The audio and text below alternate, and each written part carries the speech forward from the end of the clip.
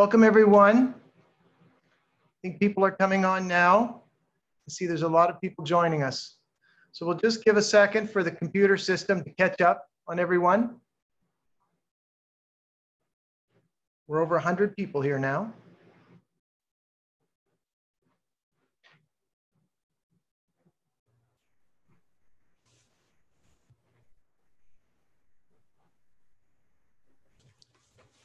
It's really exciting.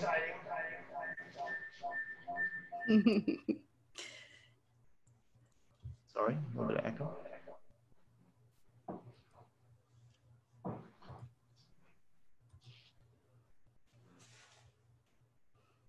Hello, everyone, and welcome. We're really excited about having everyone here this evening. We're so thrilled that you all could join us, and as you gather and come in and get comfortable, we're just going to give you a minute or two as we stand by.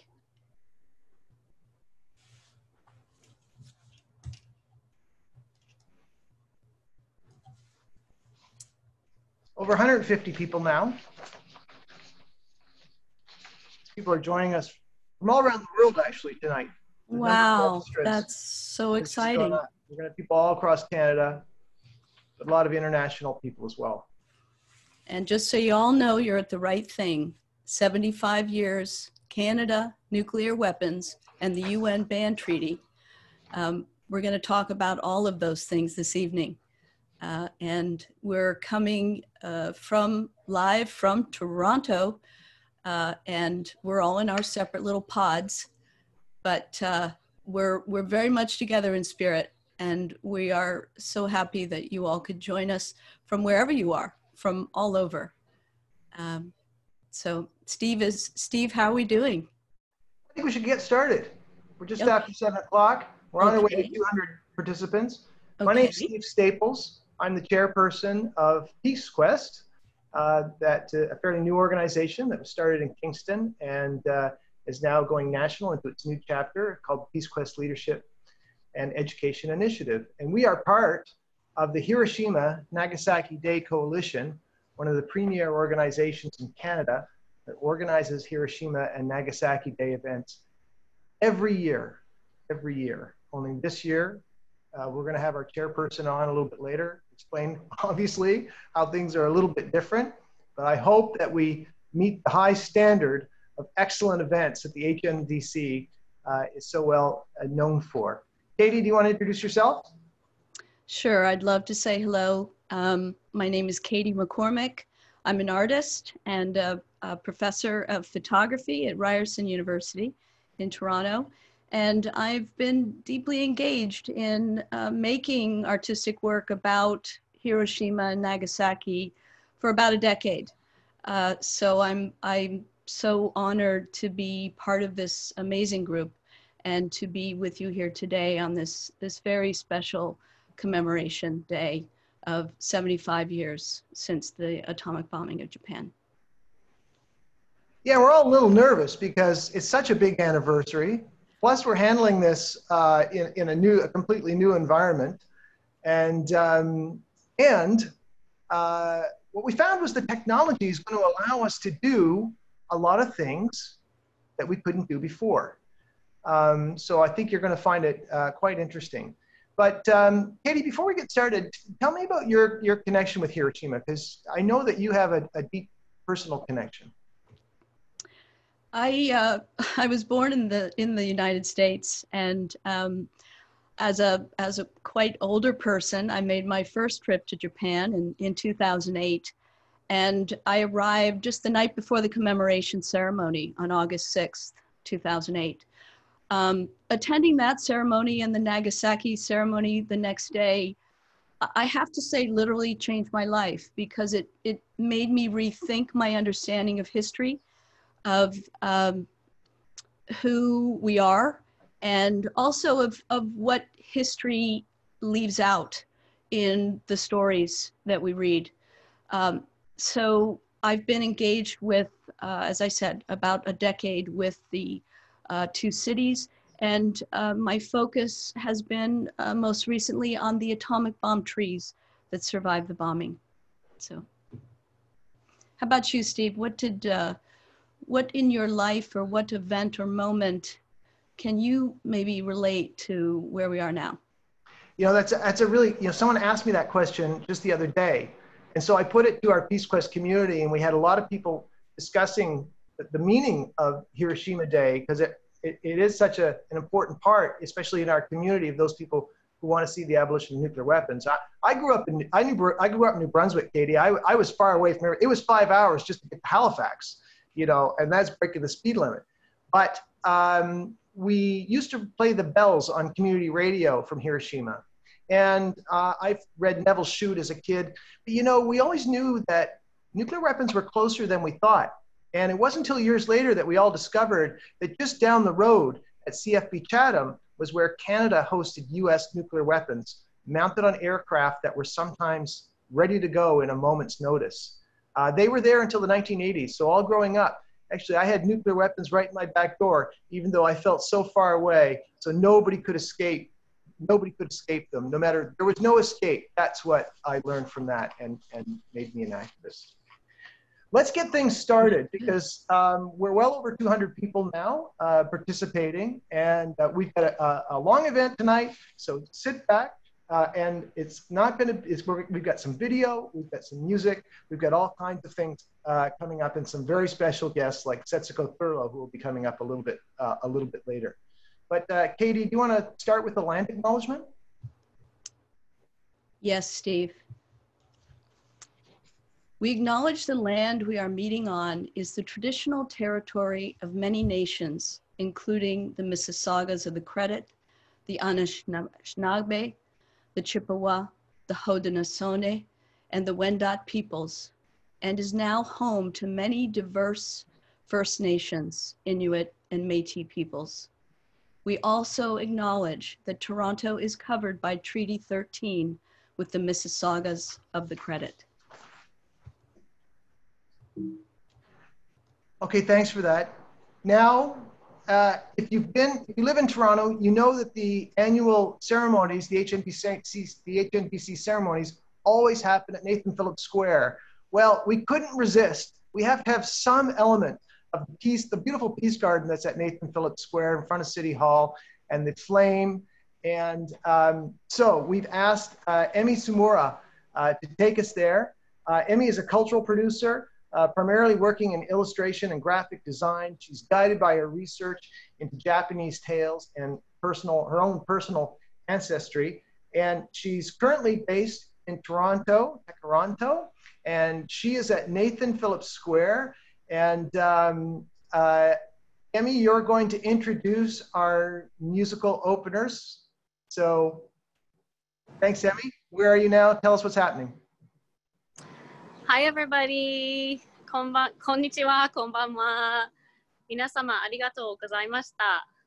Hi, so I'm live streaming here at Nathan Phillips Square, and we are going to welcome everybody to this very large virtual circle. And I'd like to introduce our very honored guests. It's the Toronto-based drum group Ogechidakwe. And also here to support and provide a protective circle and hold this space is the young Japanese Canadians of Toronto. Hansei, Ani Boju. My name is Tamisha Alexson, and I'm from Kakawishahau First Nation. I'm here to introduce Ogechidakwe, our founding drum group in Toronto, and we're really happy to be here with you. Ani Bonjour, my name is Fola. I was born and raised here in Takaranto, and I'm really happy to be performing today with everyone. Ani Bonjour, my name is Cricket. I'm Anishinaabe Kwe Métis. I was raised on Algonquin territory, and I'm very honored to be sharing space with everybody today. We're gonna start with a welcoming song from the Mi'kmaq people. It's to welcome in everybody into this space. Welcome in the ancestors to kind of hold this space together and bring everyone together in a good way. Okay.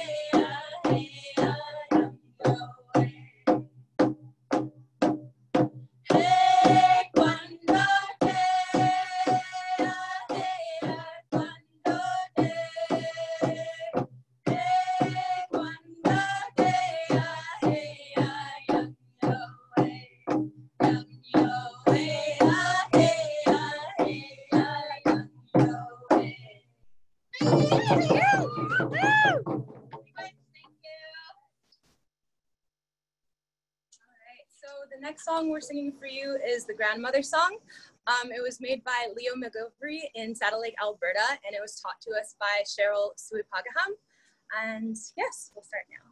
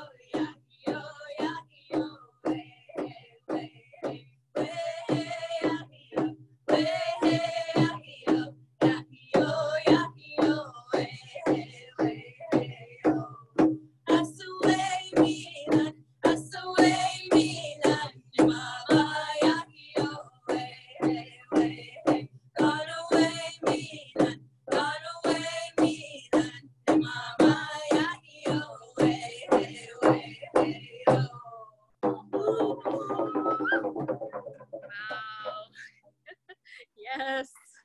Woo!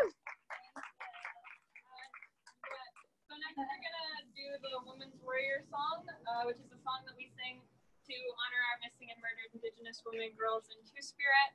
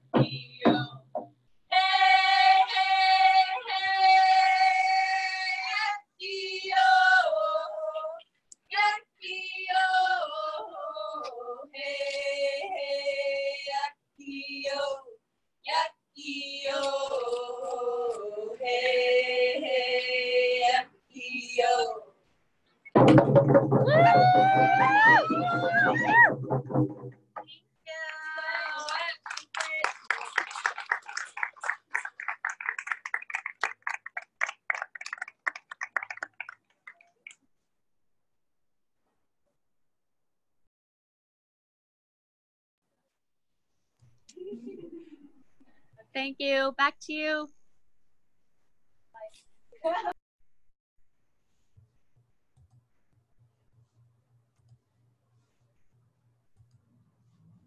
Thank you, Emmy.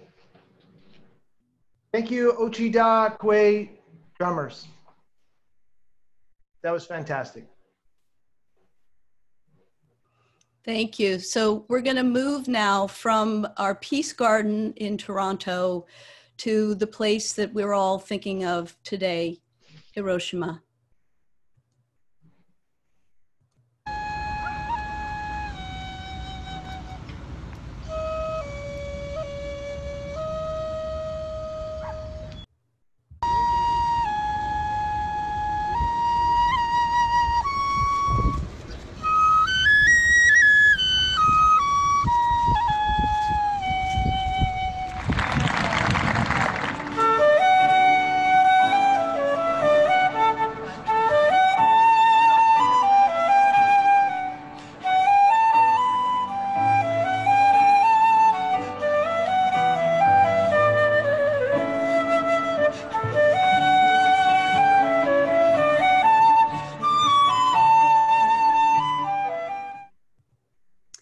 Each year, we're honored to have flautist Ron Korb with us. Japanese-Canadian Grammy Award-nominated Ron Korb has traveled around the world collecting bamboo and various indigenous woodwinds, creating a mosaic of Pan-Asian, Celt, and Latin influences. His music is both fiery and sublime. His compositions are inspired by his exposure to the music of many cultures and his mixed race upbringing. We will now be treated to Ron Korb live with us tonight.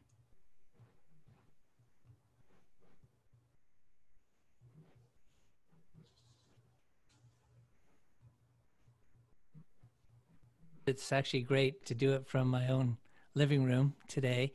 And actually, we just had our rehearsal on Tuesday. And as soon as the rehearsal was over, my wife came over to me and said, there's been this terrible explosion in Lebanon. It's like an atomic explosion. And just for that instant, I just felt that sense of fear and also just panic. And of course, the explosion was a very different type of explosion, but it just, I feel this terrible disaster in Lebanon has brought us somehow closer to the feeling of Hiroshima and Nagasaki.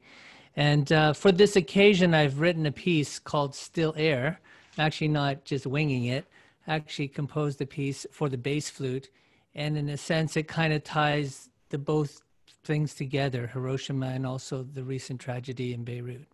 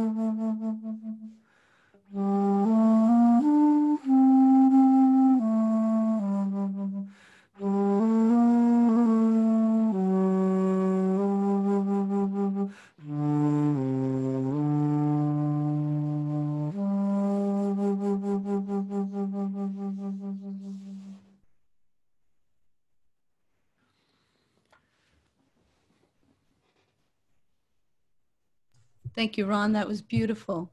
We look forward to hearing more of your music later in the program. Steve? Thank you, Ron. Okay, I think we're going to go back to Nathan Phillips Square, where HNDC President Vinay Jindal is there. Dr. Vinay Jindal is chair of Toronto's Hiroshima and Nagasaki Day Committee, and he's a board member with Physicians for Global Survival, the Canadian affiliate of the International Physicians for the Prevention of Nuclear War. And in 2006, Dr. Jindal worked in Myanmar with Doctors Without Borders and witnessed the effect of underfunded, inequitable healthcare system in one of the world's least developed countries. He works on nuclear disarmament. And Vinay, I want to say a special thank you as a healthcare provider in this time of a pandemic and for all your work and your colleagues. And I'd ask you to provide the welcome for the program tonight.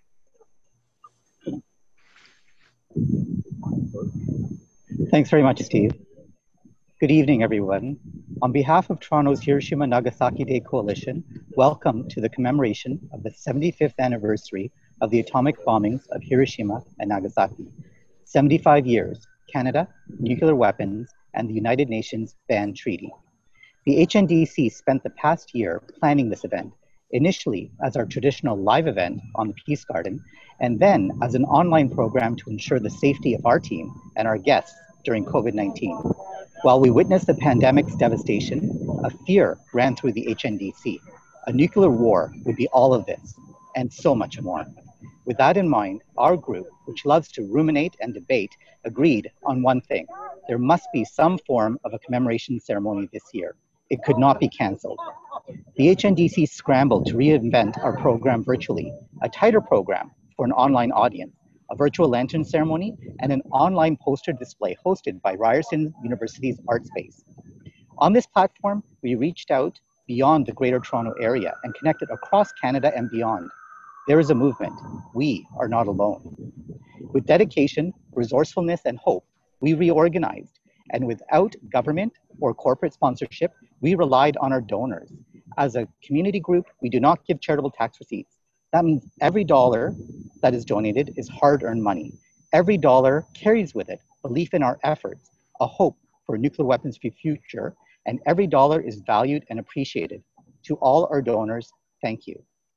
I would like to thank all our member organizations, Pax Christi Toronto, Canadian Voice of Women for Peace, Teo Shanghai Global Community, Toronto Article 9, Hiroshima Kenjinkai Ontario, Toronto Area Interfaith Council, Canadian Peace Congress, PeaceQuest Leadership and Education Initiative, the Japanese Canadian Cultural Center, Science for Peace, Toronto Buddhist Church, International Physicians for the Prevention of Nuclear War Canada. As well, I thank our community members on the HNDC who volunteer as individuals. I would also like to thank our sponsors and supporters, Canadian Pugwash Group, Toronto Association for Peace and Solidarity, National Association of Japanese Canadians, Conscience Canada, Peace Magazine, the Greater Toronto National Association of Japanese Canadians, Project Save the World. As thank you to the talented artists who have contributed to the HNDC this year, Michael Barker, Kyoko Yokoma, Katie McCormick, and Emi Sumura. Our origins as the Hiroshima Nagasaki relived in 1975 on the 30th anniversary of the atomic bombings led to the annual commemoration ceremonies and then the development of a powerful and moving poster display of photos and survivor artwork. We participated in the development of Toronto's Peace Garden in 1984 and its preservation during the revitalization of City Hall's Nathan Phillips Square in 2010. Through HNDC outreach, the City of Toronto reaffirmed itself as a nuclear weapons-free zone and made an official request to the Canadian government to sign the UN Treaty on the Prohibition of Nuclear Weapons.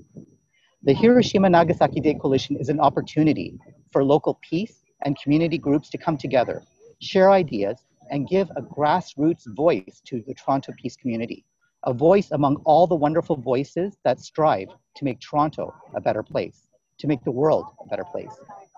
And as we reflect on the horrors of the atomic bombings and the devastation of nuclear weapons testing, we are faced with the reality that we are living in the most dangerous of times, but they're also the most hopeful of times. And as the world is inching ever closer toward nuclear abolition, we look to Canada for leadership. Today, on behalf of the Hiroshima Nagasaki Day Coalition, I welcome you to Toronto's 2020 commemoration ceremony, 75 years, Canada, nuclear weapons, and the UN ban treaty. Thank you, Dene. That was amazing. And what a broad array of organizations that are part of this coalition. And it really is a tribute of you to bring us all together. And I know our first planning meeting, I think, was in September of last year for this year, right after the last one. Yep. And I think the program that we've all put together under your leadership really reflects it tonight. So thank you for all your work. So we're over almost 275 people right now. So I thought maybe we just want to introduce ourselves again, Katie. My name's Steve Staples. I'm the co-host for tonight. We're viewing 75 years, Canada, nuclear weapons, and the UN ban treaty. And my co-host is Katie McCormick. Hi, everybody. My name is Katie McCormick, artist and professor at Ryerson University. So thanks, Steve. Tonight we're drawing on some archival video footage, some film footage, as you mentioned, photographs and music. We want to take this back to Hiroshima, and we're drawing from our colleague Anton Wagner's wonderful documentary film called Our Hiroshima. And we're also this evening really celebrating the work of Setsuko Thurlow, who is one of the founders of our group, who is a Torontonian and also a survivor of Hiroshima. So this little clip that we're going to show will bring some of these things together. And I think I'd like to just, go ahead and head in. So we're looking at, that there's a little bit of graphic content in this. If there is some graphic content. You can't talk about nuclear war without talking about graphic content. The whole point is that the effects of nuclear war are horrific, and they affect human beings, not just buildings, which is what many of us were shown from Hiroshima after the bombing. So we're going to look a little bit at Setsuko Thurlow meeting Little Boy, the sort of outrageously named atomic bomb dropped on her city. This is Captain William Sterling Parsons of Fort Sumner, New Mexico. Captain Parsons made the original trip with the atomic bomb ship Enola Gay as weaponeer. Captain Parsons, will you tell us briefly the story of your trip from takeoff to target? After a photographing session that made us feel like a Hollywood premiere, we got off at about 3 o'clock in the morning in the darkness and headed for Iwo Jima, which we reached about sunrise. We then headed for the Empire. We got up early that morning because my father's hobby was fishing. So he got up early in the morning, he left home, he went out of the city, and he was at sea fishing at that time already. My mother was doing the dishes after breakfast. I walked over to the Hiroshima station. In front of the station, I met the rest of the girls in my group. We reached the building. We were on the second floor of this big wooden building. The bomb was finally released exactly at the designated hour, and the explosion occurred as planned. The sight that greeted our eyes was quite beyond what we had expected, because we saw this cloud of boiling dust and debris below us with this tremendous mushroom on top. Beneath that was hidden the ruins of the city of Hiroshima. This is Captain Kermit K. Behan of Houston, Texas, bombardier of the great Artiste. Captain Behan, what was your most outstanding experience on this historic flight? I suppose it was when the clouds opened up over the target at Nagasaki. The target was there pretty as a picture. I made the run, let the bomb go. That was my greatest thrill.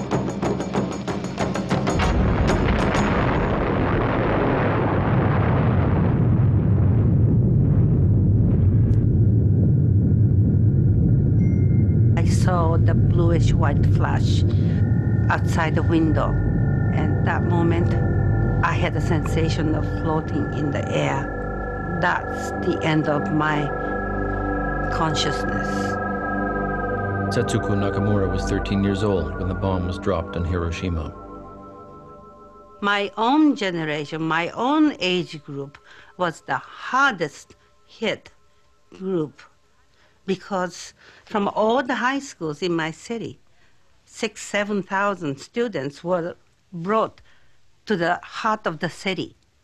And they are the one without any protection from the explosion. They simply either vaporized, practically melted, died. And my sister-in-law was one of those. We never saw her again. By the time I came out, it was dark, like twilight. Then, as my eyes got adjusted to this, I began to see the streams and the streams of people slowly shuffling from the center of the city toward the hillside. They were burned, blackened skin peeling off. Some burnt bodies were already swelling, and some burnt hair were just standing upward. Some grotesque thing was some people's eye just popped out, hanging. And it was like ghost. It was really like a procession of ghosts. That huge military training ground was practically packed with the dead bodies and the dying people. And people were asking for water and water. And at night, we sat on the hill and looked down the entire city. There was one huge ball of fire just sweeping the whole city. But we just sat there in a stunned way.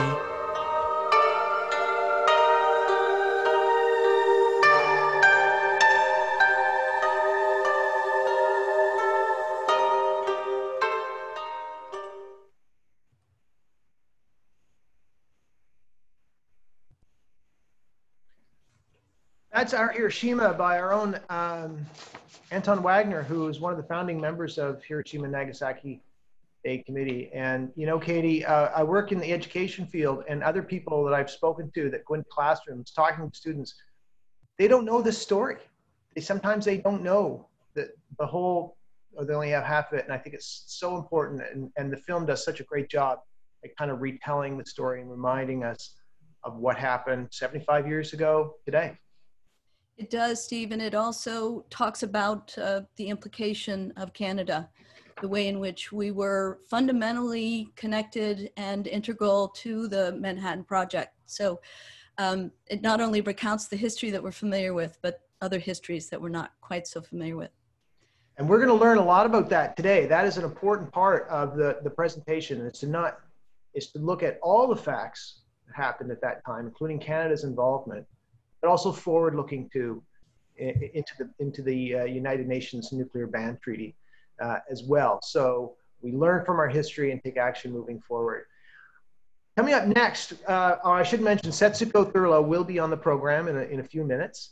But first, something that Hiroshima Nagasaki Day Coalition does every year is a proclamation from the mayor. And if you're living in Toronto, it is officially Hiroshima Nagasaki Day.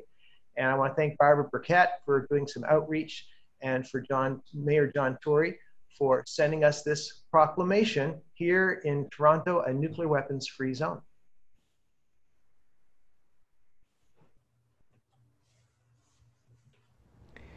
Hello, Mayor John Tory here, and I'm pleased to join all of you today for the 75th annual commemoration of the atomic bombings of Hiroshima and Nagasaki, and to present my proclamation on behalf of the City of Toronto and all the people of the City of Toronto. Before I read my proclamation, I just want to say that in order to move forward and create positive change, it's important that we revisit and remember and learn from our history. And so I thank all of you for continuing to come together and put on events like this virtual program today to commemorate what I know to be a horrific and dark chapter in our world's history, but also one that we can learn from to create a safer world for everyone. As a small way for the City of Toronto to commemorate this important 75th anniversary of the atomic bombings of Hiroshima and Nagasaki, I'm proud to proclaim Hiroshima and Nagasaki Day in the City of Toronto, and to read my proclamation for all of you. This proclamation is one way that we can raise awareness around nuclear weapons and do our part to create a safe, nuclear weapons-free world. And so I'll now read the proclamation. Hiroshima and Nagasaki Day, August 6, 2020.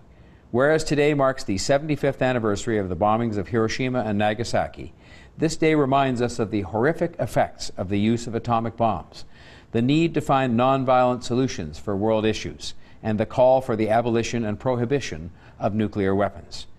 This year's virtual ceremony, 75 Years, Canada, Nuclear Weapons and the UN Ban Treaty, commemorates the individuals who died from the immediate effects of those attacks and honors all those who have suffered as a result. As part of this year's commemoration, people are invited to participate in a global peace wave that will encircle the globe in a symbolic, positive wave from August 6th to August 9th. From their homes, people can take small steps towards peace by posting a message on social media or joining in other actions in their communities. Toronto City Council has unanimously called upon the Canadian government to support the Treaty on the Prohibition of Nuclear Weapons that would help to create a safer, nuclear weapons-free world. Now, therefore, I, Mayor John Tory, on behalf of the Toronto City Council, do hereby proclaim August 6th, 2020 as Hiroshima and Nagasaki Day in the City of Toronto, and it is signed by me as the Mayor. Before I conclude, I'd like to thank the Hiroshima and Nagasaki Day Coalition for inviting me to be a part of today's virtual event. I know that there were big plans for a commemorative event in Nathan Phillips Square and the Peace Garden outside of the City Hall, and I look forward to coming together with you all in person when it is safe for us to do so. Thank you once again. Thank you, Mr. Mayor. I hope you can hear me. I think you're tuning in today. We really appreciate the support from City Council. We're going to move on to another great figure in the sort of battle for our souls. Pope Francis is a big supporter of nuclear abolition. And this evening, we had hoped that we could have him with us, just a sort of humble hope that didn't quite work out.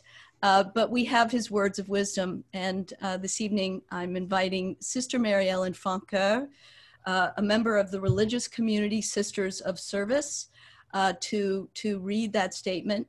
First, a little bit about her. She has training in clinical psychology and spiritual direction.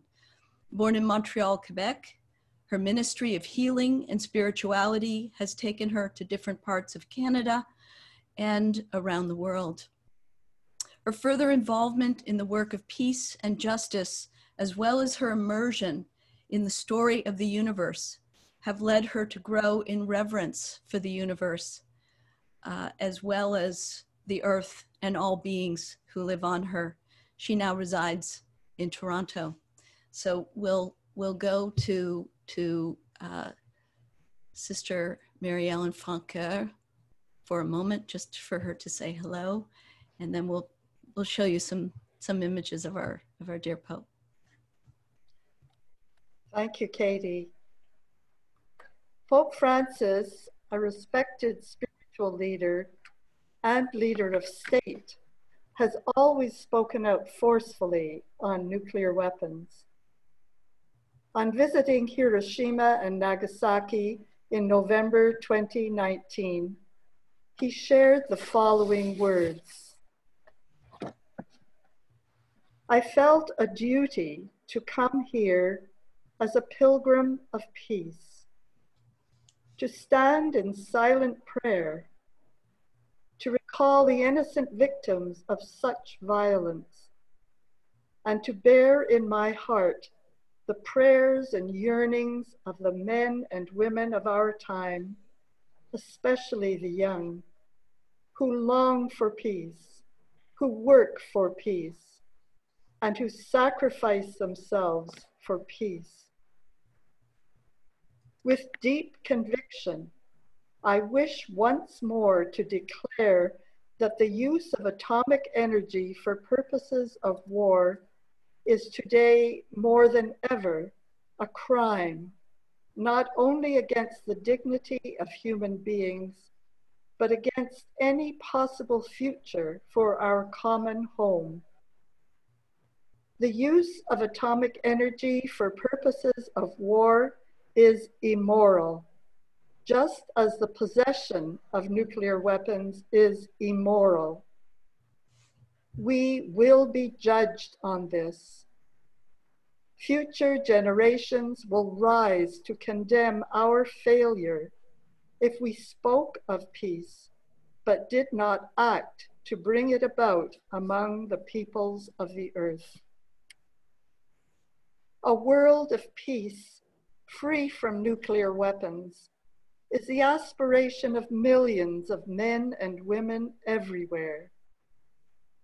To make this ideal a reality calls for involvement on the part of all, individuals, religious communities, and civil society, countries that possess nuclear weapons and those that do not, the military and private sectors, and international organizations. We must never grow weary of working to support the principal international legal instruments of nuclear disarmament and non-proliferation, including the Treaty on the Prohibition of Nuclear Weapons. In a single plea to God and to all men and women of goodwill, on behalf of all the victims of atomic bombings and experiments, and of all conflicts, let us together cry out, never again war, never again the clash of arms, never again so much suffering. May peace come in our time and to our world. Come, Lord, for it is late, and where destruction has abounded, may hope also abound, that we can write and achieve a different future. Come, Lord, Prince of Peace, make us instruments and reflections of your peace. Thank you. Thank you, Mary Ellen Francoeur. Thanks, Mary Ellen. We're going to have Setsuko join us very shortly, but first we want to talk about a couple of other things, and we're going to share with you some of the highlights of her career. We showed some video of her early days of her childhood. Of course, she went on to become a champion, a campaigner for the voice of the Bakchua, and a leading advocate for nuclear disarmament, including with the International Campaign to Abolish Nuclear Weapons, a vast organization with all kinds of youth involvement that started maybe about 10 years ago or 12 years ago, and really swept the movement with its new energy and new way of looking at things, breaking through our way of looking at nuclear weapons to turn it from an issue of politics to one of humanity, and to look at the humanitarian impacts of it. And she was such a powerful messenger because she herself is, sort of personified. She personified that vision. So in 2017, the organization did a lot of work in terms of trying to advance a nuclear ban treaty. And essentially, it divided the world into three groups, to paraphrase Cesar Jaramillo, who I watched earlier today from Project Plowshares. Those countries who wanted to maintain their nuclear stockpiles, those countries who did not want to have nuclear weapons in the world anymore, and those countries stuck in the middle, who kind of sit in the sidelines, who enjoy the benefits of being under the nuclear umbrella, if you can call it that, but certainly shelter under it, and that includes Canada. Well, anyway, as you know, in 2017, an amazing breakthrough, the Treaty on the Prohibition of Nuclear Weapons was fully negotiated. It's been signed by over 100 countries, and of course, it's a two-step process. Not only do you have to sign, but you have to ratify. And today, 3 more countries ratified the nuclear ban treaty. It was Nigeria, Ireland, and UA. Now, this is important because it brings the number of countries that have ratified it to 43. The magic number is 50. When we reach 50, then the treaty comes into force and binding on all those countries who have signed it. And we've encouraged Canada to sign it. We've sent online petitions. Setsuko Thurlow sent a letter to Justin Trudeau urging him to sign the nuclear ban treaty, recognize Canada's involvement, and acknowledge and express regret over the role that we played in the bombings of Hiroshima and Nagasaki to move forward on nuclear disarmament. So now, Katie, I think we're going to play part of her speech at the United Nations when this treaty was negotiated just a few years ago.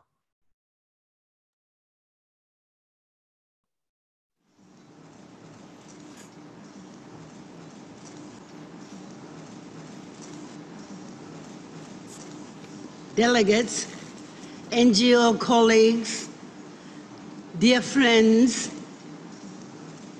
I never thought I would see this moment. I would like to share my gratitude for the exceptional work and dedication of everyone who has put their brains and their hearts into these treaty negotiations. I'm grateful to you, Madam President, for your leadership, and the UN Secretariat, the delegations and NGOs devoted to moving us ever closer to the goal of the total elimination of nuclear weapons. As we gather in our celebration of this extraordinary achievement, let us pause for a moment to feel the witness of those who perished in Hiroshima and Nagasaki, both at that time in August 1945 and over these 72 years, hundreds of thousands of people. Each person who died had a name. Each person was loved by someone. I've been waiting for this day for 7 decades, and I am overjoyed that it has finally arrived. This is the beginning of the end of nuclear weapons.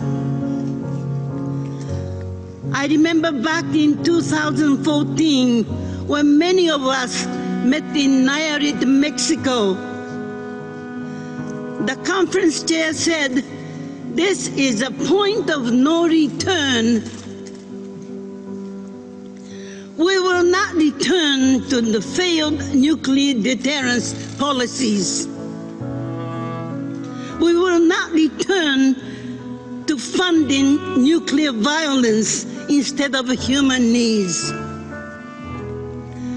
We will not return to irreversibly contaminating our environment. We will not continue to risk the life of future generations."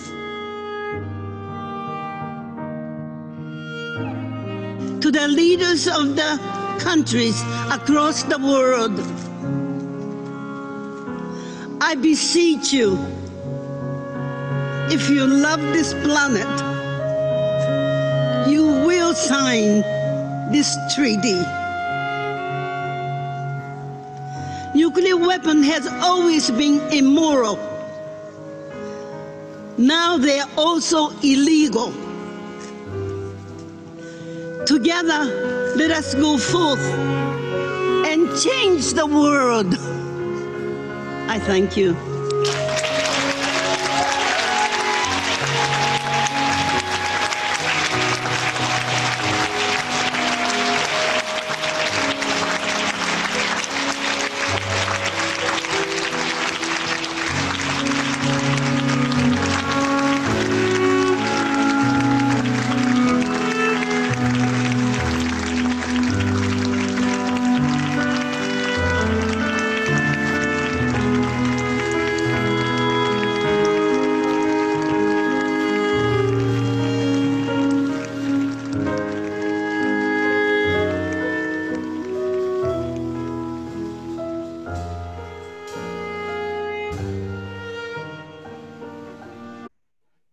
Was If You Love This Planet. And thanks, Kathleen Sullivan, for making that available to us. That was fantastic. Indeed. So many years later, they went on to, they got a little prize for that.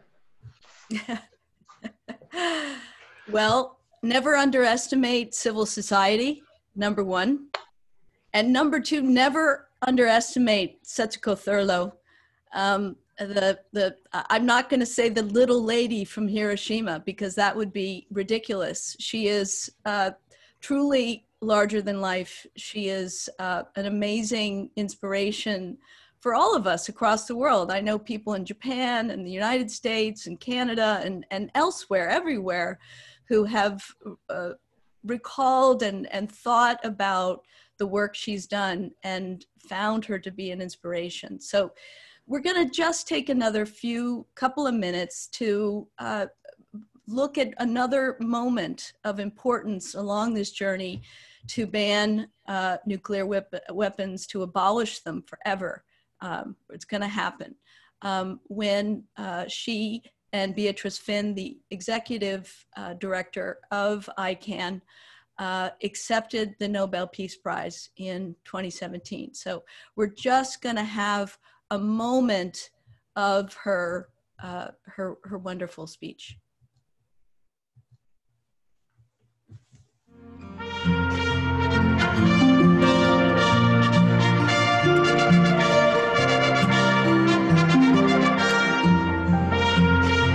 The International Campaign to Abolish Nuclear Weapons, or ICANN, was awarded the Nobel Peace Prize for helping to bring the treaty about.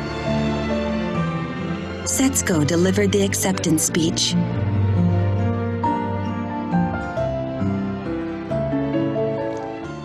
When I was a 13-year-old girl trapped in the smoldering rubble, I kept pushing, I kept moving toward the light. And I survived.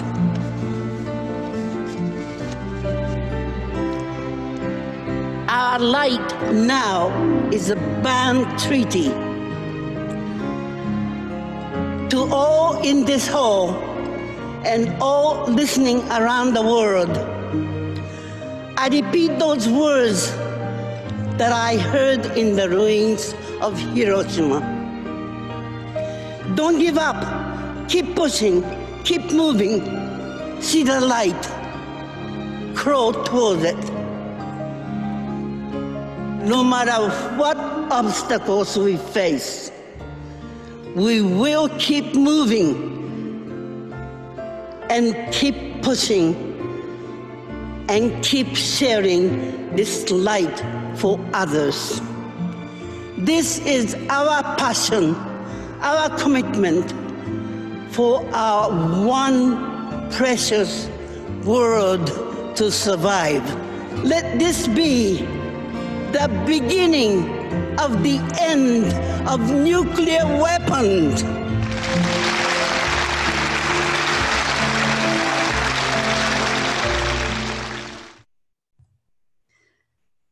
So without further ado, I think we're going to ask Setsuko Thurlow to join us.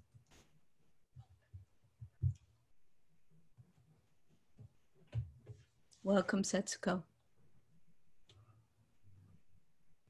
We're so happy you could be with us. Hello. Hello.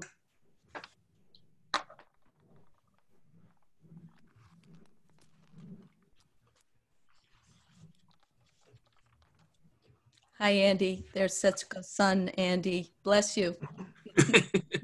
The special assistant. Setsuko's been incredibly busy, featured in the New York Times today, Newsweek as well, CNN, CBC this morning, and around the world. Thank you so much, Setsuko. You must be exhausted, but how are you feeling? Thank you. Thank you. This is great, magnificent. Thank you. Well, I wanted to break the big news, but my news has been stolen and broken already. That's fine. I'm delighted. Well, I heard last night that I was invited to the inauguration ceremony for Ireland and Nigeria and United Nations sponsored this reception.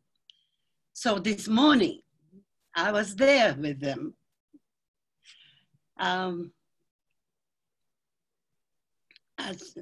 Stephen has mentioned, this morning, those 3 countries finally decided to ratify the treaty. And this is something we have been waiting for ever since July 7th.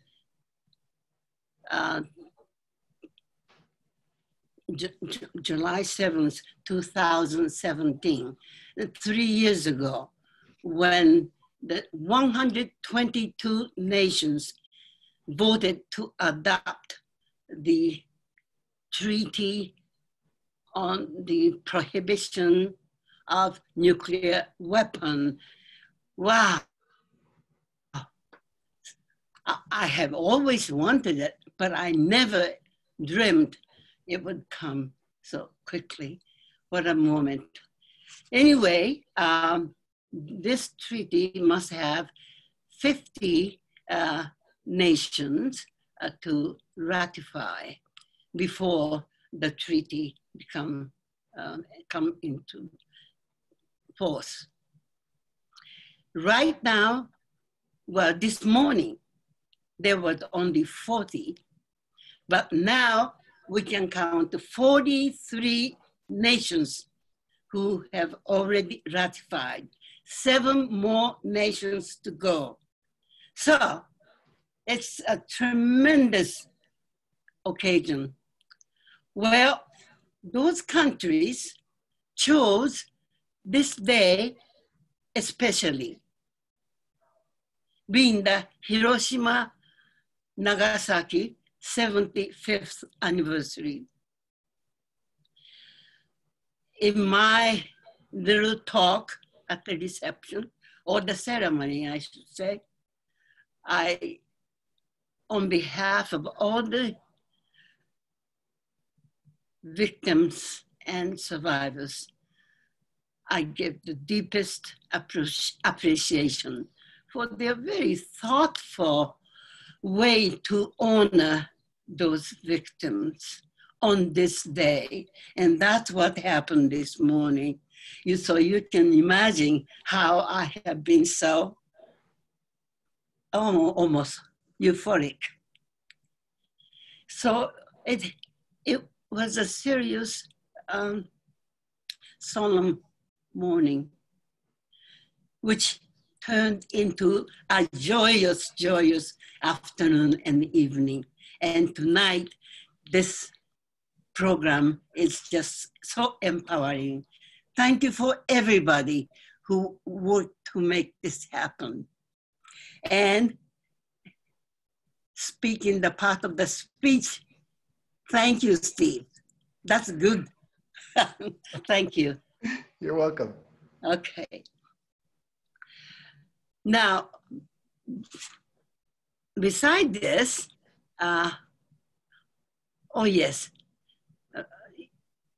in order to honor this occasion, the Foreign Minister and Defense Minister of Ireland did write to me this morning. Actually, I wanted to share it, but we don't have that kind of time later on. But it's amazing when Mr. Trudeau hasn't even replied. Lots of countries, Hungary, let me see,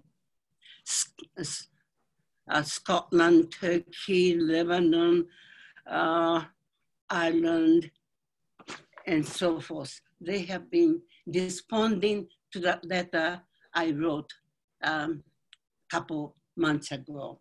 This is another special 70th anniversary campaign of ICANN, and things are happening. Let me see. Yes, and this letter I'm talking about, this idea came from the membership of ICANN, and a team of us wrote 197 letters to all the heads of all the nations.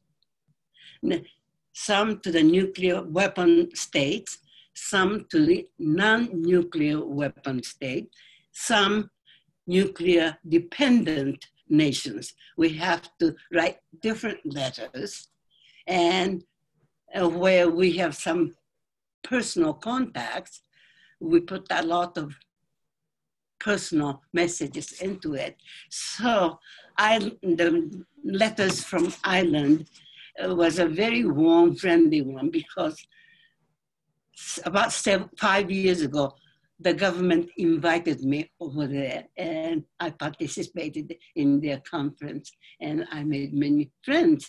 And Ireland has been very, Ireland has a long history of peace-building nation. For example, Ireland was the first signatory, the first nation which signed the documents at the United Nations when the Non-Proliferation Treaty was signed, because of the accumulation of the contribution, hard work before that took place. So now they are with us once again.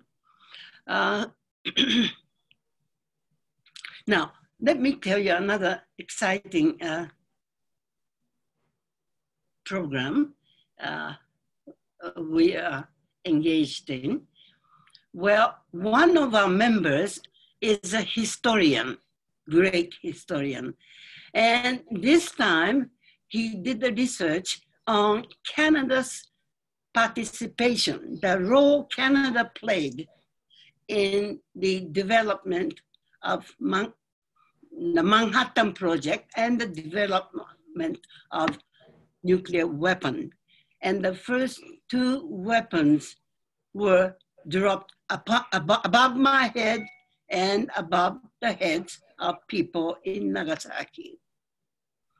Then this historian, his name is Anton Wagner. He's with us somewhere tonight. And all the documentation he shared with us just verified.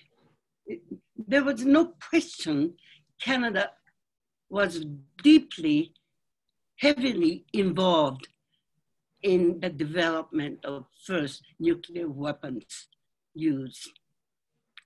So we thought what to do with this information. We felt that this is almost a hidden history of Canada. People just don't know. Children at the school never read this in textbook, history text. Even adults don't know. We felt Canadian citizens had a right to know and understand their history. And this should be made public. And we felt the right person to make it public was the Prime Minister of Canada, Justin Trudeau. So on behalf of the group and thousands of citizens who already responded to us, I wrote a letter requesting Prime Minister 3 things. 1, to make this historical fact public, acknowledge it. Secondly, in the history, by history, I'm talking about using the Manhattan Project, and eventually this was used by American government. So, second point was for Canada to express and to write the letter of regret, because it was a part of that crime. And thirdly, we asked that Canada reconsider its position and ratify treaty on the prohibition nuclear weapon. This is the United Nations treaty, and Canada did not attend negotiation conference, and Canada has not shown support. And we feel it's about time Canada should make decision and sign it. So those 3 things I requested in this letter. And we got a lot of support from various groups and individuals. And this is written about some of the North America's well-known newspapers, local Globe and Mail, New York Times, and other papers. Watching the time? Well, before I close, I'd like to say a couple more things. When I first came to Canada, I felt extremely alone, because when August 6th and 9th come around each year, no newspapers wrote anything about the significance of these days. No television news coverage. Even the peace groups were not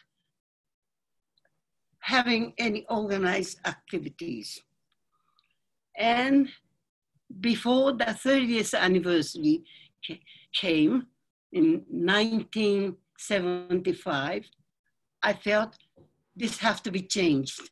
Silence has to be broken. Then I invited trusted friends, and together we organized the very first Hiroshima Nagasaki Day with the support of the mayors of Toronto, Hiroshima, and Nagasaki at the City Hall.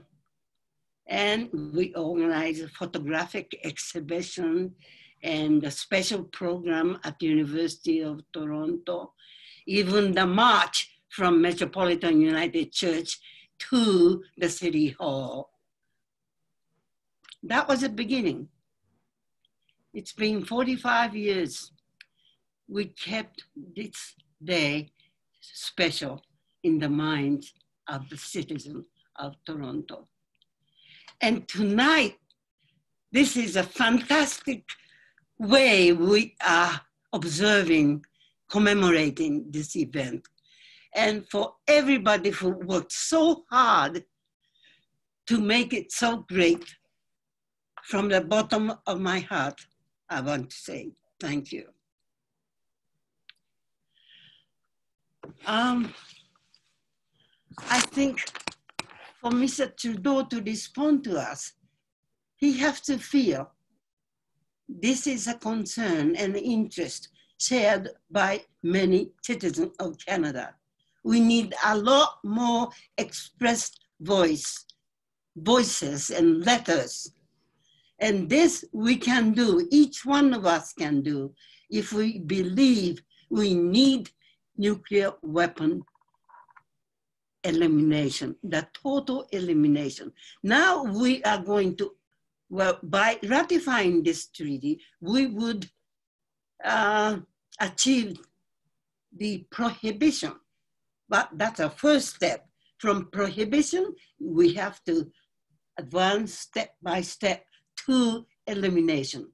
I don't know how long it's going to take, but we do need all manpower and brain power. So we want more people to join in this effort. And it should be possible. If you think of your life, your families, friends, with today's nuclear weapon, the entire Toronto can be wiped out easily. When I suffered from that fate, it was a very primitive nuclear weapon, only 15 kiloton or something.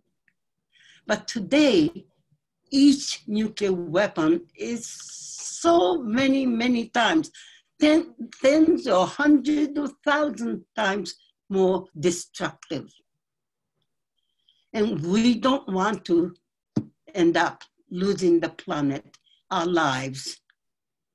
So please make time and think, read, discuss, and imagine what life may be like if we are lazy enough not to do anything, and if some unfortunate situation happens. It is an issue of life and death. And it's a responsibility of every one of us. We have a voice. We are citizens of Canada. Let's move and shake Ottawa, Mr. Trudeau. Thank you.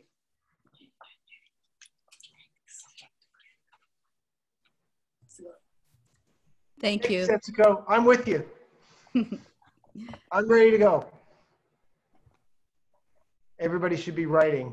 I know in the emails that have gone out in advance of this, we've given a list of things to do. You can read Setsuko's letter, print it off, share it around. There's links to get involved, how to write the Prime Minister, how to support HNDC. There's all kinds of things on there and ways that people can get involved. And we're going to send it out again at the end of the webinar. Katie? Thanks, Steve. So we're going to go to our next speaker. Our next speaker is Phyllis Creighton. She was born in 1930 in Toronto and completed her MA in history from the University of Toronto. She is a mother of four, a grandmother, the widow of Philip Creighton, a researcher and translations editor for the Dictionary of Canadian Biography, Le Dictionnaire Biographique du Canada, from 1967 to 2017. She won the Toronto Dollar Peace Award and the Muriel Duckworth Peace Award from the Canadian Voice of Women for Peace. In 2013, she won the Bishop Strachan School Distinguished Old Girl Award and the Order of Ontario. We're going to be first just taking a moment and stepping back into time with Phyllis in Hiroshima.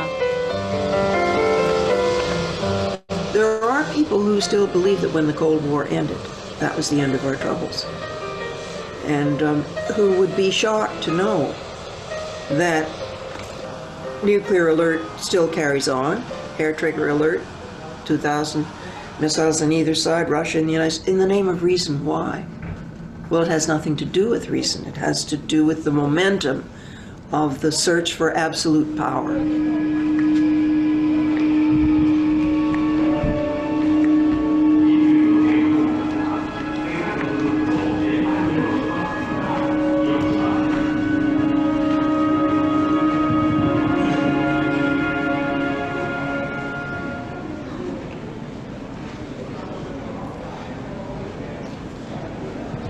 You can still feel the horror of it.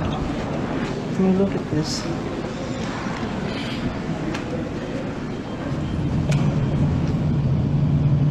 If I imagine I were anywhere on the outskirts and not burnt to a crisp, looking up and seeing that, the horror, wondering how could that be?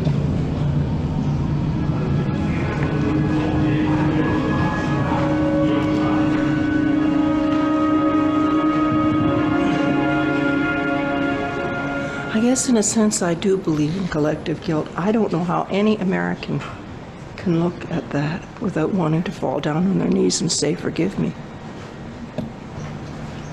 And you try to imagine, what was it like to have this happen and you had no idea why?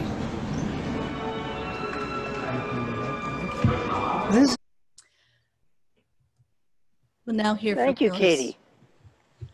Canada played a key role in the atomic bomb of Hiroshima and Nagasaki, but few Canadians are aware of it.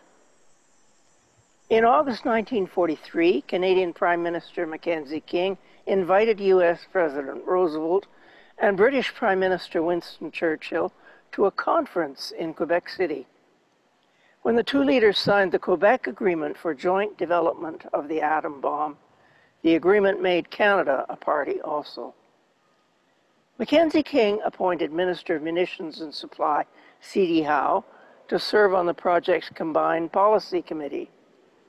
The National Research Council of Canada's president was made a member of a technical committee to coordinate American colleagues with scientists working on Canadian projects. The NRC had been researching atomic fission at a Montreal laboratory established in 1942 to absorb scientists and work of a British project named Tube Alloys. Some dozen researchers from 6 Canadian universities participated in the Manhattan Project. Canadian company Eldorado Gold Mines had a uranium mine on Great Bear Lake in the Northwest Territories. It had begun to supply uranium ore to British and American scientists investigating nuclear fission at Columbia University in New York in October 1939, and also provided uranium ore to Enrico Fermi, who created the first self-sustaining nuclear chain reaction in December 1942 at the University of Chicago. El Dorado, now El Dorado Mining and Refining, contracted with the Manhattan Project in 1943 to supply 850 tons of uranium ore. Dene hunters and trappers from Dene were hired to carry 100-pound sacks of uranium concentrate on their backs from the company's Great Bear Lake mine at Port Radium to barges. The ore was transported 3,400 kilometers by rivers, rapids, and portages to Fort McMurray, Alberta, and then by train to Port Hope, Ontario. The Indigenous carriers didn't know of the radium in the uranium ore.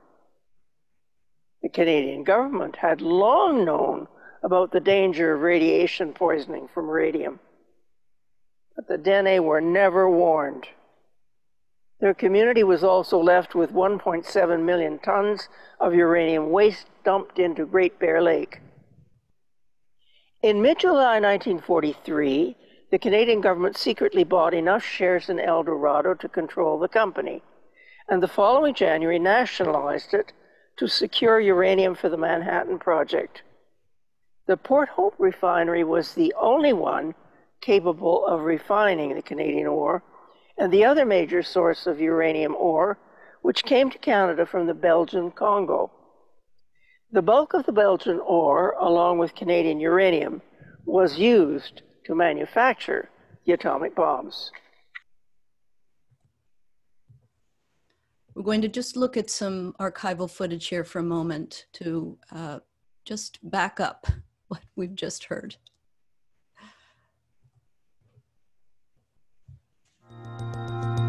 The atom bomb could not have been produced without Canada's uranium, first discovered near Great Bear Lake in the Northwest Territories. By the end of the 1930s, El Dorado Gold Mines was shipping out uranium by the barrel load to British and American physicists.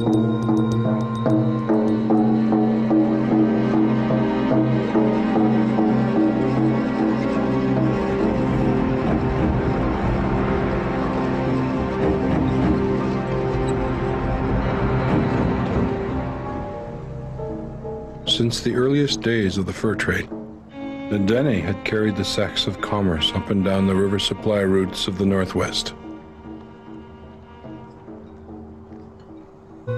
On July 15, 1942, at the request of the US and British governments, Prime Minister Mackenzie King passed a secret order in council taking control of El Dorado's uranium production. Next day, El Dorado signed a contract with the US Army for 350 tons of uranium. A 500-ton order followed in December.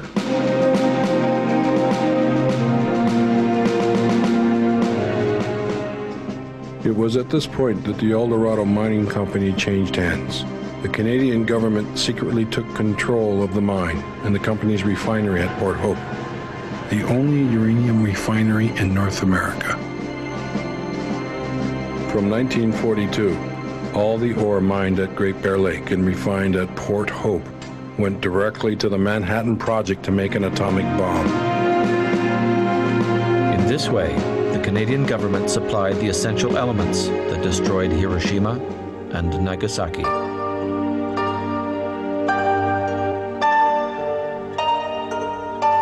This was our bomb, too.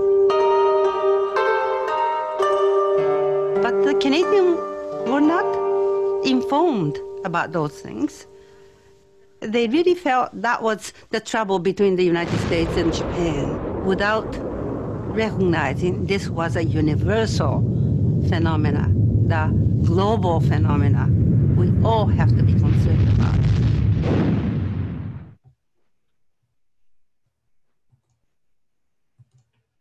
The NRC's Montreal lab designed and built some of the world's first nuclear reactors as part of the Manhattan Project. The U.S. supplied instruments, drawings, information, and experienced U.S. scientists' advisory services. The lab provided essential data for design of a fission reactor and for chemical plants to extract uranium-233 and plutonium required for the hoped-for weapons. Plutonium was an element in the bomb dropped on Nagasaki. Atomic fission labs were operating at the Montreal lab from 1942. Canada had a supply of heavy water, and the Combined Policy Committee, with Howe and Mackenzie in attendance, decided in April 1944 to design and construct a heavy water moderated nuclear reactor in Canada, largely to provide information about the efficiency of such a reactor to the U.S. The National Research Experimental Reactor, NRX, was built at Chalk River and opened in 1944, though it didn't achieve fission until July 1947. Churchill and Roosevelt believed in bombing cities as a key method of war. In March 1945, the U.S. began firebombing Japanese cities, targeting all but 7. How the atomic bombs would be used worried a small group of Manhattan Project scientists. In June, they wrote the Frank Report, which proposed they be dropped in an uninhabited location to demonstrate their extreme power. And they forwarded it to the small committee under U.S. General Leslie Groves, charged with making the decision. Already in 1944, the Japanese were seeking to surrender, engaging American diplomats. Groves wanted a military target where there were civilians in order to test the effects of the atomic bomb. Mackenzie King's diary shows he knew the atomic bombs would be dropped on Japan. The frantic effort to produce them had begun when it was feared Nazi Germany was developing them. As a then 15-year-old Canadian, I was horrified at the utter cruelty of the bombings. Canadians need to know that Mackenzie King noted, it is fortunate that the bomb was used upon the Japanese rather than on the white races of Europe. When World War II ended in August 1945, the world was split, the West and the Soviet Union. In September, Canada learned through Soviet embassy clerk Igor Guzenko that a Russian spy network had acquired classified nuclear information in Canada. Canada joined the US and the UK in forming the nuclear-armed North Atlantic Treaty Alliance, NATO, in April 1949. The Soviet Union exploded its first atomic bomb in August. To counter Soviet aviation sorties, Canada and the US constructed radar networks across the north, and they formed NORAD, the North American Air Defense Command, in May 1958. Canada continued supplying uranium and plutonium to the US and the UK for 2 decades. Then it became a salesman of nuclear power to Pakistan, dictator-ruled Argentina, and apartheid South Africa. By its sale of a Sirius reactor to India, Canada enabled India to develop and explode its first atomic bomb in 1974. Canada had nuclear-armed Beaumont missiles on Canadian soil from 1963 to 1971. And from 1983 through the 1990s, allowed testing of cruise missiles that would be nuclear-armed. Until the end of the 1970s, Canadian interceptor aircraft were armed with nuclear Genie rockets. Canada remains committed to nuclear deterrence, allegedly for Canadian security. It paid little attention as over the years, nuclear arsenals were expanded and doctrines changed. Nuclear missiles for battlefield use, first strike policy being added to deterrence. And now, more usable low-yield weapons and proposals that they be employed to gain victory in a conventional war. Canada participates in NATO's nuclear policy planning group.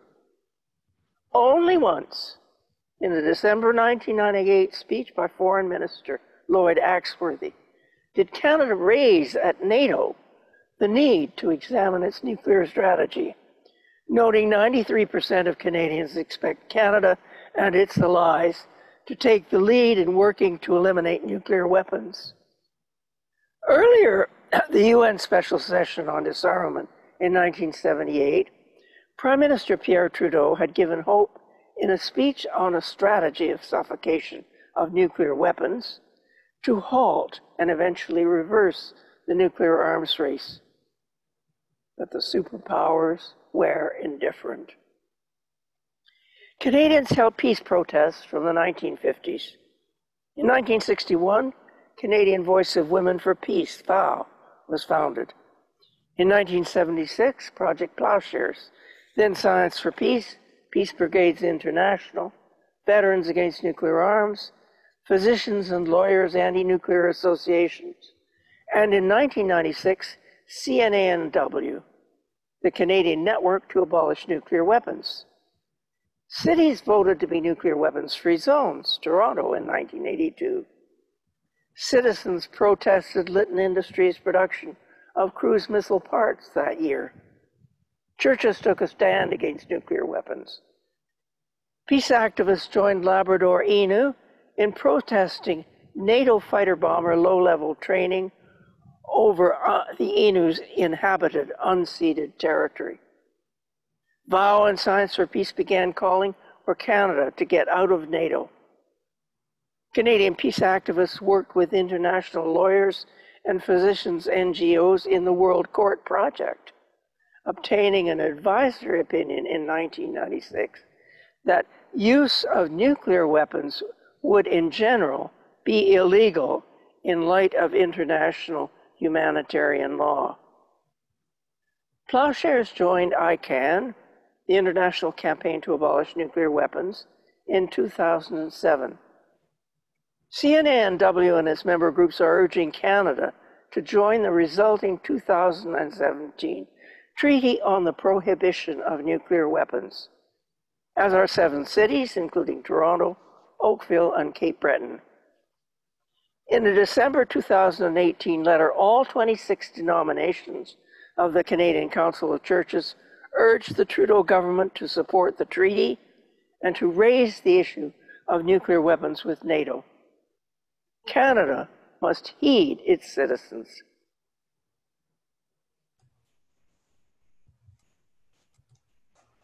Thank you very much. Thank you very much, Phyllis. Really important historiography of not only the atomic bomb, but of the efforts of many, many groups and individuals civically engaged to move this treaty into reality. We want to just show you here for a moment the letters that we received. We did ask the political parties to submit statements on their positions regarding the UN ban treaty. We received statements from the Green Party, the NDP, and the Liberal Party. We will be posting their statements on our website. Unfortunately, we're behind this evening. We got a little bit of a late start, so I'm not going to read these statements out. But as I said, they will be posted on the Hiroshima Nagasaki Day Coalition website, which will be posted at the end of the event this evening.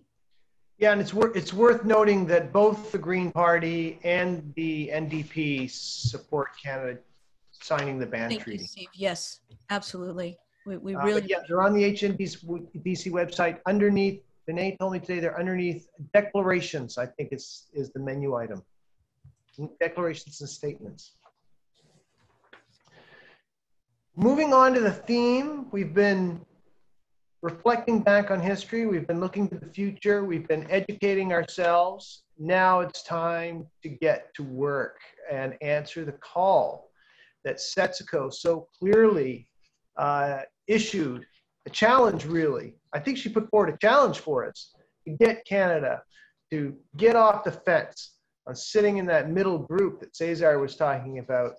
We have in the past many times taken independent positions, whether it's on missile defense, the Iraq war, whether it's on landmines, on Vietnam, all kinds of things. So there's no reason for us to not get on board with the Nuclear Ban Treaty. And as part of our HNDC action pledge, I'm going to call on Rosemary Keenan.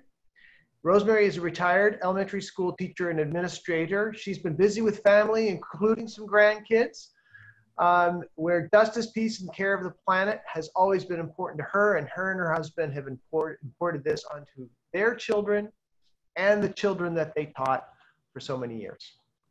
She joined Pax Christi in 2004. Her mentor is Sister Mary Albin Bouchard. I like that. Rosemary mentioned her mentor. That's awesome.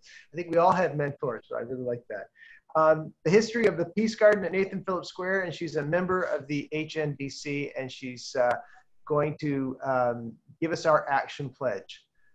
Thanks, Rosemary. Thank you very much, Steve. Today, remembering the devastating atomic bombings of Hiroshima and Nagasaki, we recall the message on the cenotaph in the Peace Park in Hiroshima. Let all the souls here rest in peace, for we shall not repeat the evil. The world has lived under the shadow of nuclear weapons for more than 75 years, and nuclear arsenals now hold enough weapons to destroy it many times over. Should a nuclear war ever be precipitated, deliberately or accidentally, it will cause untold human suffering and the destruction of the Earth's biosphere. On this commemoration day, we say, no more Hiroshimas, no more Nagasakis, never again on planet Earth. As we promised to those destroyed by the atomic bombings of Hiroshima and Nagasaki. And this is our pledge to ensure the continued existence of humankind and a future for our children, free of the threat of nuclear annihilation. Please join with me as we recite the pledge together. Today, with people around the world, we commit ourselves to cooperate with states, parliamentarians, and civil society in efforts to stigmatize, prohibit, and eliminate nuclear weapons for the sake of humanity and to prevent unthinkable horror before it is too late. What can we do? There are many things we can do, and I'd like to point out 6. Write to Prime Minister Trudeau. Urge him to sign and ratify the treaty on the prohibition of nuclear weapons. Secondly, contact local elected officials to join the city's appeal, as Toronto has done. Number 3, get involved. Join the Hiroshima Nagasaki Day Coalition or like-minded organizations working to end nuclear weapons. 4, sign the Hibakusha Appeal, calling on all governments to sign the ban treaty. 5, end investments in nuclear weapons. Find out if your financial institutions are supporting the nuclear weapons industry and tell them you want it to end. And finally, learn more. See the international campaign to abolish nuclear weapons. I can. See the UN Treaty on the Prohibition of Nuclear Weapons at this link. These are the ways that we learn from our history and move forward. Thank you. Thanks, Rosemary. That was terrific. And excellent list of things that we should do. They didn't sound too hard to me. I think they were all absolutely manageable and wouldn't take very much time at all. And it's something that, in fact, that we can do and then tell other people to do as well and get our friends and family involved. And there was a list of some actions that were distributed on the email. I know that my organization, PeaceQuest, is trying to send 1,000 messages in the next couple of days to the Prime Minister, and we have a letter writing tool on PeaceQuest.ca. We're at 763, so close right now. So I hope that people will click on that and send their message or write their own handwritten address as well to the Prime Minister, handwritten letter. So we're going to not let you go without a lantern ceremony. That is the most important, not the most important, but an important part of not just HNDC's annual event, but all across Canada. I've been part of lantern ceremonies, and indeed around the world, because it does come from Japan. So we're going to have that coming up. So stick around for that. But I am a bit sad, Katie. This has been a big year. We've been planning this so long, and we're kind of coming to the end. There's only a few things left. You're right, Steve. There are a couple of things I want to point out. Normally, over at Nathan Phillips Square, we, as Setsuko mentioned, we usually do an exhibition of survivor art. This year, because of COVID, we couldn't be in person. So we've made a beautiful website. It's hosted on the Ryerson University Art Space site. It's also, there's a link on the HNDC website. The exhibition is called Hiroshima Scene, Survivors Picture the Nuclear Age. There are absolutely extraordinary drawings on that site.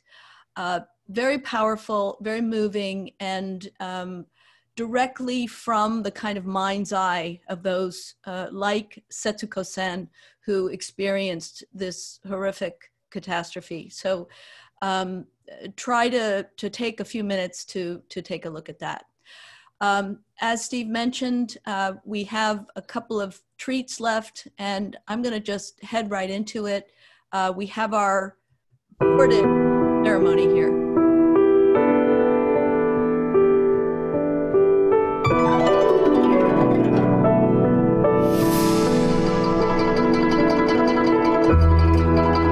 Hi, everybody. We're back at Nathan Phillips Square. And can you hear me?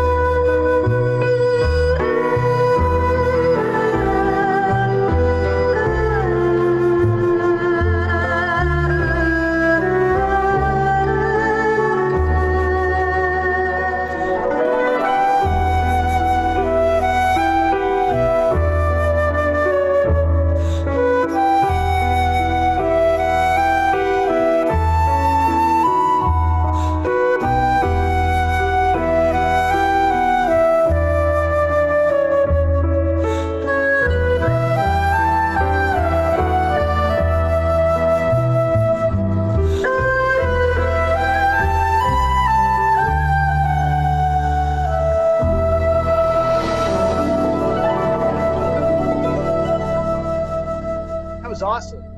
That's music by Ron Korb, isn't it? Yes, that's Ron Korb down at the waterfront. Yes, at the collecting pool. From the video to the real place. Where are we going next? Well, we're going to end with Emmy. So if there's something that you want to say, she's waiting down there with our drummers. I think we should go straight there. Okay. Hi, Emmy. Hi, everybody. We're back. I'm Emmy, live streaming from Nathan Phillips Square, and we are in front of the Toronto sign now. And I'm going to bring you back to Cami, who's going to introduce the traveling song.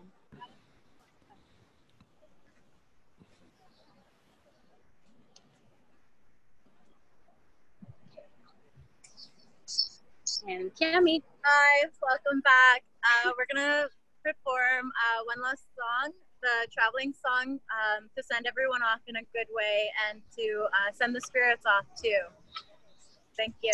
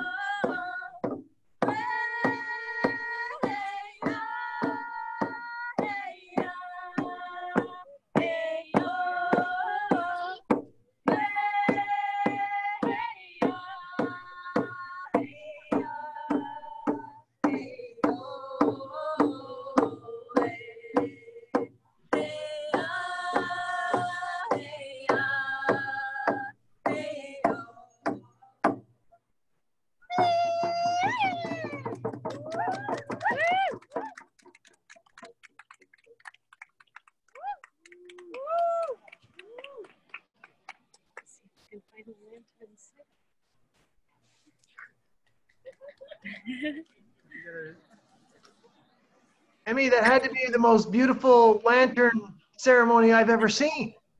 I know, we're all about to cry here. That was amazing, amazing. Can you tell me a little bit about the kimonos before we say goodbye? Absolutely, yeah. Actually, Bailey, can you tell us about the kimonos and yukatas? Yes, what would you like to know about the kimono and yukata? So we are wearing kimono and yukata today because we are hoping to show our respects to our ancestors at this time. Wearing kimono is a very big symbol of Japan, and for a lot of very important symbol for tradition of Japan. And that's what we are trying to do today. And just remember where we come from and our roots. Thank you. That's awesome.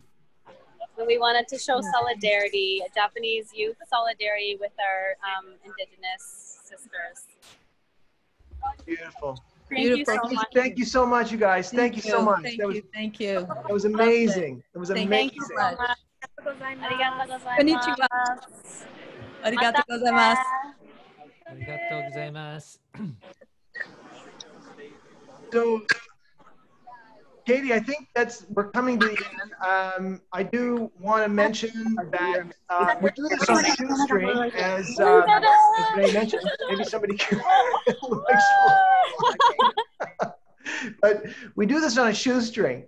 And HNDC is a very grassroots organization. And we have lots of members, but they're not members with a lot of money. So I really hope that if you've enjoyed the program, if you've learned something, if you feel inspired by it, then pay it forward, make a contribution to the Hiroshima and Nagasaki Day Coalition, that's HNDC. There was a link at the top of the emails that I was sending out. We had some people had trouble signing in, so I sent an extra e-blast out at about just after 7 o'clock. So probably everybody got it. It's right in there. And go Hiroshima Nagasaki Day Coalition. There's a big donate button on there. It's through the high-tech wonder of PayPal, but it does take credit cards. And I really hope that you'll make a little contribution just to pay it forward if you found tonight inspiring, because I know I certainly did. I mean, this was good for me. I feel totally recharged now, and I'm ready to keep the movement, to keep this movement going. How about you, Katie? What did you think? Absolutely, Steve. I'm really very pleased. I really appreciate everyone coming out. I'm so thrilled that Setsuko-san could join us. I know that she's been pulled in a 1,000 directions, and everyone else on the team are just an amazing group of people to work with. So yeah, thanks so much. I couldn't be happier. And thanks everybody for coming. Thank you for all your work. In case you noticed, we've had a lot of requests for links for these awesome videos that you and Anton worked so hard at curating. You bet. So we'll have to get the list of videos up on the website, and maybe we can send it around in the emails a bit later, so that people are able to check out. Because some of them, you should watch Our Hiroshima by Anton. Watch the whole thing. It's an amazing film. Yeah. That is an amazing film. And we do have those links in our prepared press release, so we'll be sure to have that up on the site so that everyone can go and look at those links in the quiet of your own time. We had over 300 people join us tonight. That is big. That is a big webinar for a webinar, and I think it's even bigger than the typical events that we would have in Nathan Phillips Square. So even in COVID, we can still manage to reach people, even more people. So thank you everyone for joining us. We still have about 200 people are still here. So thank you very much for hanging in there. Of course, in true HNDC style, we had a lantern ceremony and we went a little bit over time as usual, but I think it was well worth it. And I want to thank everybody for hanging in all this time and for being part of this special 75th commemoration of the awful bombings of Hiroshima and Nagasaki. Katie, do you want to end with anything? Just thanks, everyone. Go forward in peace and do something about it. We don't have to live with this. You have the power. Every person has the power to change this. So just make it happen. Thank you all. Bye-bye. Be safe, everyone. Be safe, indeed. Bye. Bye.